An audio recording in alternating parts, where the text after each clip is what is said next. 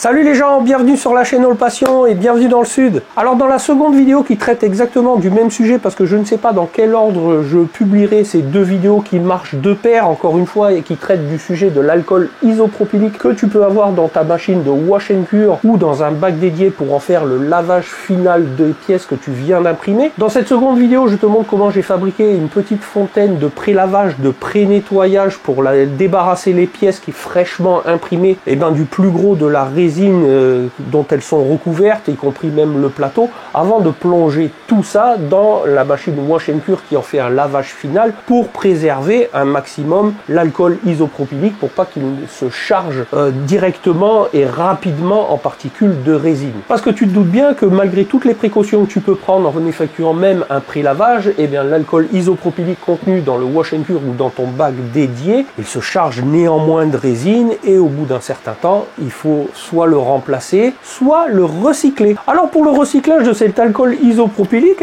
j'ai fait comme tout le monde, en m'intéressant au sujet, je suis allé voir si il n'y avait pas des tutos qui expliquaient comment pouvoir recycler cet alcool, et tous tournent autour du même sujet et proposent en gros la même solution. C'est de prendre cet alcool isopropylique, de le mettre dans un bocal transparent et de l'exposer aux UV, soit en le mettant sur le bord d'une fenêtre quelques jours, soit en l'exposant directement, peut-être dans une machine wash and cure en position cure ou sous un spot aux UV pendant un certain temps. Donc, moi j'ai fait aussi cette petite expérience. Alors peut-être que je m'y suis mal pris, et pourtant je pensais que c'était une bonne idée dès le départ, parce que je me suis dit que les UV allaient durcir la résine même en suspension, que ça allait forcément l'alourdir, se retrouver au fond et qu'on allait pouvoir récupérer cet alcool proprement. Tu me diras, toi, si tu pratiques ça, si ça marche avec toi, parce que moi, quand j'ai effectué cette expérience, je me suis retrouvé avec une espèce de gélatine dans mon bocal, et quand tu y réfléchis, tu te dis, c'est normal, parce que les UV durcissent la résine tout en emprisonnant les molécules d'eau qu'il y a tout autour. C'est un peu le principe de la gélatine quand tu fais des gâteaux, ça emprisonne les molécules d'eau, et tu te retrouves donc avec cette espèce de gélatine, sauf que moi, j'en avais dans tout le bocal. Et puis alors, si tu veux le filtrer dans un entonnoir avec un filtre à café, par exemple, ça va bien couler pendant 10 secondes, et puis ton filtre, il se clafie, il se colmate avec cette gélatine, et puis tu as vite du goutte à goutte, et puis si tu veux passer tout ton bocal, tu peux y rester des mois devant, ça coule pas beaucoup. Donc moi, ça n'a pas été très concluant. Et c'est alors que m'est venue une petite idée lumineuse, alors que j'étais un soir sur ma terrasse en train de m'abreuver d'une petite liqueur du Sud qu'on boit généralement à l'apéritif, si tu vois ce que je veux dire, et que je regardais ma piscine bâcher en me disant vivement l'été prochain. Et c'est en regardant cette piscine que j'ai eu ce flash en me disant, mais comment tu fais lorsque ta piscine a des impuretés en suspension dans l'eau que tu veux les éliminer? Tu mets tout simplement du flocculant dans le skimmer. Alors cette idée a germé dans ma tête et je me suis dit, tiens, le flocculant c'est fait pour quoi? C'est pour piéger les particules en suspension, ça les alourdit, et puis au bout de 24-48 heures,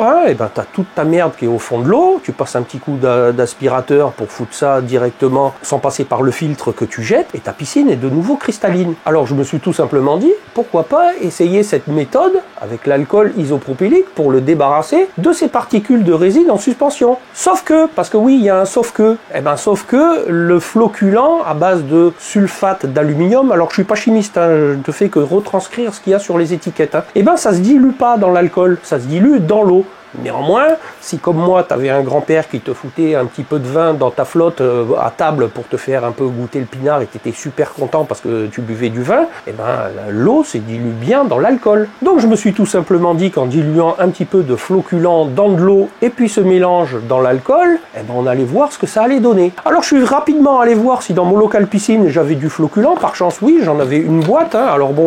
à l'intérieur, tu vois, c'est des chaussettes comme ça que tu mets dans ton skimmer, mais je crois qu'il faut une ou deux chaussettes pour traiter 50 mètres cubes, donc tu te rends bien compte que là on veut traiter 3 litres d'alcool. En tout cas, je vais te montrer que moi je les traite par 3 litres. Donc là à l'intérieur de ça il y a 6 galets, donc j'ai ouvert une chaussette, j'ai récupéré un galet, sauf que le problème avec ce flocculant là, c'est que ça se dissout vraiment très lentement dans la flotte, il faut attendre très longtemps lorsque tu as mis ta piscine en filtration pour que ça se dissolve complètement. Donc ça, pas très bonne idée, à moins de préparer une solution largement à l'avance, mais moi comme je suis pas très patient, je suis allé rapidement acheter une bouteille de flocculant liquide. Alors je fais pas de pub, hein, que ce soit, d'ailleurs tu as vu, si je faisais de la pub ce serait les produits de marque identique, là c'est pas le cas. Donc flocculant liquide à privilégier plutôt que ça, même si ça je suis persuadé que ça peut marcher aussi, mais il faut préparer une solution longtemps à l'avance. Alors que ça, bon ben ça aussi, 1 litre c'est fait pour traiter 50 mètres cubes, donc ça te donne un peu une idée. Ça je l'ai payé 5 €, hein. Donc ça te donne une idée de la quantité qu'on va mettre pour traiter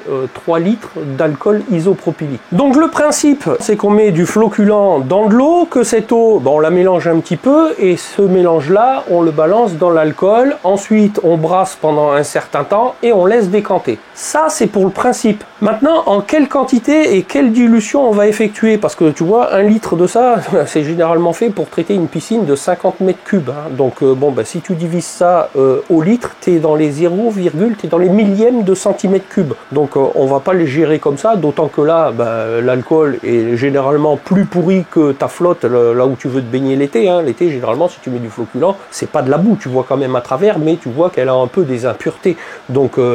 tu en mets aussi un peu moins, ce qui est logique par rapport à ce qu'on pourrait éventuellement envisager de mettre pour traiter cet alcool. Donc pour aller au plus simple, je me suis tout simplement dit que j'allais faire une dilution à 10% de l'alcool que j'avais à traiter. Donc pour les 3 litres que je vais traiter, eh bien je vais utiliser 300 ml d'eau. Dans ces 300 ml d'eau, eh bien j'ai envie de te dire, j'ai mis comme une dose de sirop que tu mettrais dans un verre pour te boire une menthe à l'eau par exemple, tu vois. Ça c'est pour te donner les proportions, hein. Tiens, tu vois, je te mets quand même des images à côté de moi pour te montrer un peu comment j'ai procédé. Donc une petite dose, comme une dose de sirop dans un verre que j'ai foutu dans 300 ml d'eau, et ces 300 ml d'eau que j'ai balancé dans mon premier wash and cure qui m'avait été livré avec ma première Photon Mono X. Parce que je me suis tout simplement dit que c'était peut-être une bonne idée d'utiliser ce mélangeur, parce que comme il faut faire un brassage de ce mélange d'eau avec ce flocculant dans l'alcool un certain temps, eh bien j'ai utilisé ce petit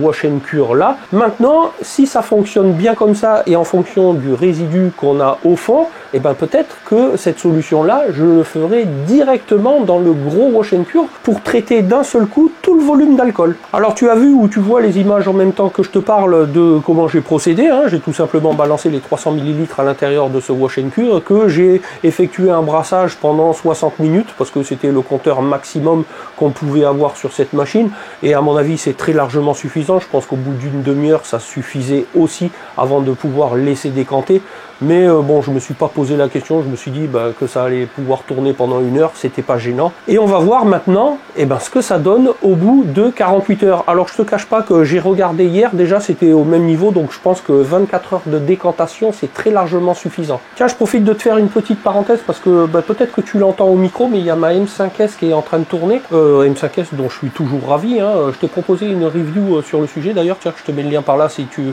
veux la voir, je sais plus de quel côté ce sera. Bref, dans tous les cas, j'en suis toujours super content et je suis en train d'imprimer des petites pièces pour un futur diorama que je te présenterai sur la chaîne, parce que j'ai reçu aussi les figurines. Diorama qui portera sur le film Les Évadés, tu sais, avec Tim Robbins et Morgan Freeman. Bref, je te montrerai tout ça, et donc écoute, si tu veux voir le rendu de ce diorama, je t'invite à t'abonner à la chaîne maintenant et surtout d'activer la petite cloche, comme ça tu seras informé de la sortie de cette vidéo. Bon, en revenant sur le sujet, je vais te montrer maintenant au bout de 48 heures ce que ça dit au niveau de la décantation du mélange. Et tu vois que le mélange, c'est dissocié en 2 parties. Alors j'avais mis 3,5 litres d'alcool à traiter, et on retrouve en bas grosso modo un demi-litre qui contient les 300, au moins les 300 ml d'eau que j'avais mis et qui est plus lourd que l'alcool et qui a piégé avec le flocculant toutes les particules de résine, parce que tu vois ce mélange blanchâtre. Et au-dessus, l'alcool qui est quand même légèrement coloré. Alors je ne saurais pas t'expliquer pourquoi, si c'est le flocculant, la réaction chimique du sulfate d'aluminium dans l'alcool,